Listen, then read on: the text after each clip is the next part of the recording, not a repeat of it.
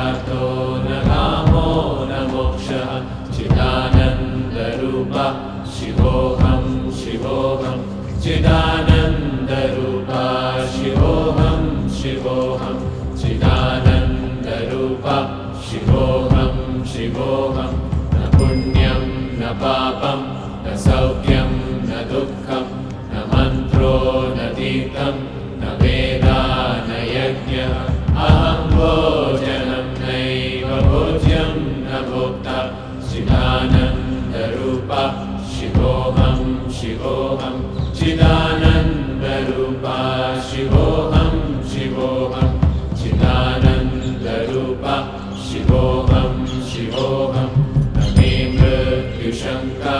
न मे जातिभेदः पिता नैव मेनैव माता न जन्मः न बन्धुर्न मित्रं गुरुर्नैव शिष्यः चिदानन्दरूपा